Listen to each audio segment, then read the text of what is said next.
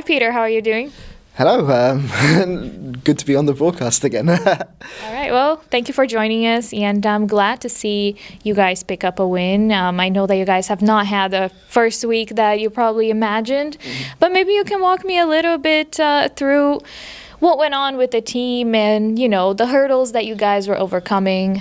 Okay, so last week we had a 0-3 week, but I think 2 of those games were purely down to miscommunication. This was a really, really hard week because nobody wants to start 0-3. At the end of playoffs last split, we had COVID on Ruby, and he had the worst of the worst COVID. I mean, completely out of it. And that happened coming into this off-season because the splits are so close together. After the BDS game, we just had a talk amongst everyone, and we said we need to spend time talking about how we talk to each other in game, because our basic communication was wrong. And I think this week the team as a whole spent 8 hours. So we have 3 scrim days, but they spent an additional 8 hours, 2 hours before and 2 hours after, 1 hour after, scrims, just purely talking about communication, listening to our voice comms, listening to how other teams communicate, and that's all we did. So we did almost as much voice comm work this week as we did in-game work. So it paid off a bit today. That's very interesting. I remember having a talk with Jankos, I think literally day 1 of the, the first split, and we had discussed communication because, you have Japanese top lane, and then you have, Ruby in the mid, and I'm wondering, how have you guys navigated that? Because it's not an easy feat. Do you think that was the biggest issue that you guys were facing? I think so. I think it's been hard for all of our players. Evie is kind of where I expected him to be. He's actually a bit ahead. It normally takes a few months in Europe to communicate as much as you can. I would say Ruby's communication outside of the game is spotless, but inside the game, it's a little bit less than what we thought and less on his previous teams. I think he's under a lot of pressure coming into LEC, playing with Jankos as his jungler, So he's really, really struggled. Jack as well, coming into a team like this. Nobody on this team thinks that this is a bad team. Ruby's been in multiple regions. Evie's been, I think he's been more international tournaments than anybody else. Jankos obviously is a legend. Jack is rank 1 solo queue, Mercer rank 1 solo queue, right? Last split. So everyone comes into this team and they think we should be doing really, really well. But the communication issue, sometimes when you step into a team with a lot of people you respect, if you maybe respect them a little bit less, you can come and say, come here, on this way, don't you dare go to, do this other thing. And I think sometimes on this team, it's been hard for other people to boss each other around, maybe. And interesting. So you should be nice, but sometimes, somebody needs to be a little bit toxic, if you know what I mean. I would expect that coming from Jankos to be the loudest voice in the team. He always kind of strike me as a very strong personality, but maybe I'm mistaken. I think that's fair, but I think Jankos, obviously early game, fantastic early game jungler, but I think on his previous teams he's never had to be the main voice in the mid game. I actually didn't know that. So he hasn't told me this personally, but I just know how, obviously with Perks and Broken Blade and Caps, those guys will call a lot more. On H2K, Odo is probably legendary in how he communicates mid game. So I think Jankos has kind of had to grow into that role a little bit as well, which I think sometimes Jankos has had 1 or 2 odd games where he's had really good early game, but sometimes he'll make a really strange mistake in the mid game, and that's often because he's having to provide the structure in our shot calling, and that means he's learning as well. So I think that's a big issue we have. All I say is our scrims are a lot better.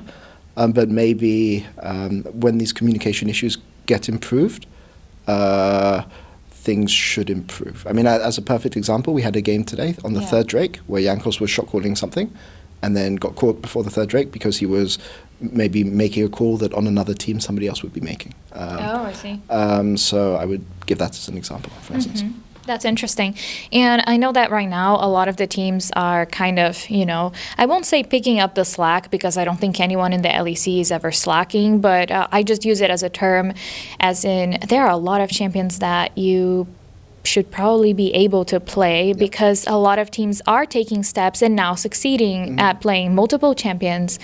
multiple ways of playing around the map. So I am wondering, how does a team that is having to overcome other issues is going to be able to tackle this, which kind of feels like a little bit of a next level to kind of reach the top? Maybe I'm wrong. No, I am just the interviewer. It's completely fair. And I think we also had a very rough off-season between the splits. You know, I think most teams played 2 weeks except Mad Lions and G2. I think Mad Lions G2, because they were playing the finals, only did 1 week. Right. But most teams did 2. XL Fnatic did 3+. I don't know how many they did, but most teams did 2.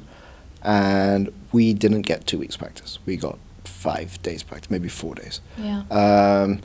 We had 7 practice days, but I would say after 2 or 3 swims, Ruby was just completely out of it. And, you know, obviously we offered to him the chance to have a longer break, and he was like, no, we need to come back in. So yeah, but he's getting better.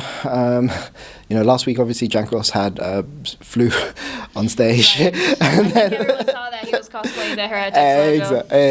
Exactly. So and Jack had a little bit of a flu last week as well, so maybe catching it from Jankos. But I feel like everyone's sick right now. Everyone is sick, and it's worse for some teams than other teams, I think. For sure. Yeah, for sure.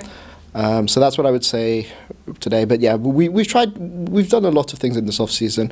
You know, trying to put Ruby in a comfortable position to shot call. You know, we gave him Rise against Koi, and he had a very good early game. Mid game, you know, maybe we could micromanage that a bit more. We've got a couple of other picks that we want to play, but against Excel today, I didn't want us to be off comfort, because our goal for this week is communicate clearly, take a deep breath, and just be calm. And remember our flowchart for communication. And that's basically all. That's the most important thing. And then if we make groups, hopefully, fingers crossed, we can make top 8. Then we'll show some of the picks we've got. But we've got a lot deeper champion pools this split than we had last split. All right. I'm very excited to see, you know, like any off-meta picks that you guys might have. I know Evie brought his Trinda as well, but would be interesting to see. And wow, it seems genuinely tricky to float between the splits with such little time. And if you slip, and I'm saying slip because you guys got sick, and it happens, and it sucks. Oh, it breaks my heart a little. I mean, Fnatic have talked about their illness too. I don't think they're here in the studio. Yeah. It's a brutal schedule. I mean, like, this schedule is amazing for the fans. I enjoy being in it, but there's no question that it's more stressful than anything that I've experienced before. Wow. I mean, I'm interested in seeing how many years this will carry, and if like the newest generation of players is just going to be like, this is how I was born. I grew up in the ERLs and went straight into this. This is normal to me. I am fine, but like... Yeah, or maybe the first year where a team that comes 9-10 in a split goes to Worlds. Yeah. Then you know, the stigma around coming 9-10, maybe that reduces a bit, reduces the stress. But, you know, stress great for the fans. Like, oh, yeah, of course. Great for the storylines. Yeah, great for the storylines. Great for the fans. You know, every single week there's an elimination possibility from week 3 onwards. Yes. And yeah, great for the fans. I mean, I'm going to have grey hair in a couple of years, but no, I love the new format. It's fantastic, and obviously we just have to adapt, right? And we will, right? I'm sure. All right. Well, thank you so much for your insight, Peter, and I hope to see you guys do better and better in the tournament. Thank you very much.